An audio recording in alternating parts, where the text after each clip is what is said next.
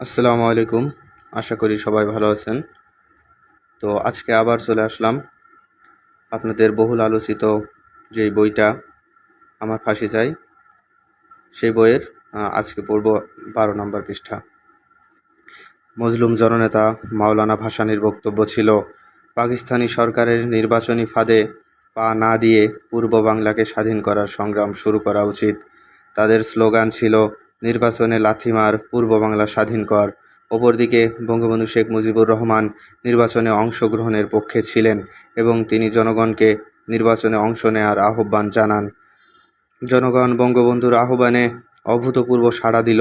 গোটা পূর্ব পাকিস্তানে বঙ্গবন্ধু এবং তার দল আওয়ামী লীগের পক্ষে নির্বাচনী জোয়ার বয়ে গেল।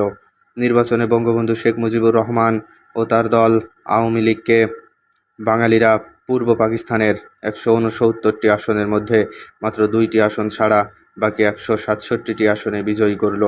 মোট ভোটের শতকরা 90টি ভোট বঙ্গবন্ধু এবং তার দল পেলেন। বঙ্গবন্ধু শেখ মুজিবুর রহমান সারা পাকিস্তানের সংখ্যাগরিষ্ঠ নেতা হলেন। পাকিস্তানের তৎকালীন রাষ্ট্রপতি জেনারেল ইয়াহিয়া খান বঙ্গবন্ধু শেখ মুজিবকে পাকিস্তানের প্রধানমন্ত্রী হিসাবে অভিহিতও করলেন। কিন্তু পশ্চিম পাকিস্তানের সংখ্যাগরিষ্ঠ নেতা জুলফিকার আলী ভুট্টো এবং পাকিস্তানের প্রেসিডেন্ট জেনারেল ইয়াহিয়া খান বঙ্গবন্ধুকে প্রধানমন্ত্রিত্ব এবং তার দল আওয়ামী লীগকে পাকিস্তানের ক্ষমতা না দেওয়ার নানা চক্রান্ত শুরু করলেন।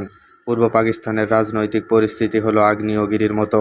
বাঙালিরা চরম উৎকণ্ঠিত, উত্তেজিত, রাজপথ মিছিলে, মিটিংয়ে প্রকম্পিত।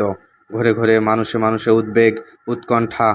সমগ্র বাঙালি কেবল তাকিয়ে আছে জাতির অবিসংবাদিত নেতা শেখ মুজিবুর রহমানের দিকে। তিনি যা বলছেন, চোখের পলকে বাঙালি তাই করছে। ইতিহাসের পাতায় অনেক ইতিহাস দ্রুত গড়িয়ে যাচ্ছে।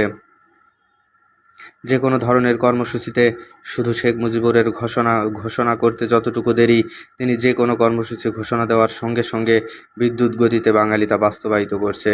উত্তাল জাতির মুখে শুধু একটি স্লোগান গর্জন করে ফিরছে, বাংলাদেশ স্বাধীন করো, বাংলাদেশ স্বাধীন করো। 7 মার্চের ভাষণ।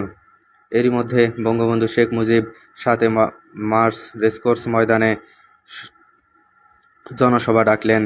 ভোর না হতেই লক্ষ লক্ষ বাঙালি রেসকোর্স ময়দানে সমবেত হলো স্বাধীনতা প্রশ্নে নেতার রায় শোনার জন্য।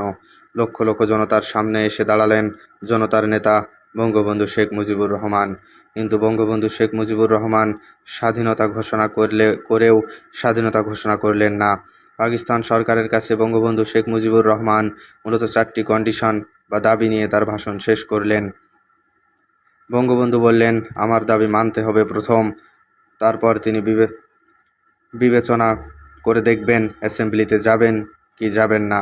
যদিও বঙ্গবন্ধু শেখ মুজিবুর রহমান বললেন, এবারের সংগ্রাম আমাদের মুক্তির সংগ্রাম, এবারের সংগ্রাম স্বাধীনতার সংগ্রাম, তারপরও বলা যায় না বঙ্গবন্ধু শেখ মুজিবুর রহমান 71-এর 7 মার্চ স্বাধীনতা ঘোষণা করেননি। 7 মার্চ 1971 তিনি স্বাধীনতা ঘোষণা করেও স্বাধীনতা ঘোষণা করেননি। অজ্ঞাত কারণে তিনি 71-এর এই 7 মার্চ পরিষ্কারভাবে স্বাধীনতা ঘোষণা না করে স্বাধীনতা ঘোষণা করতে একটুখানি বাকি রাখলেন এবং পাকিস্তান সরকারের উদ্দেশ্যে 4টি দাবি করলেন।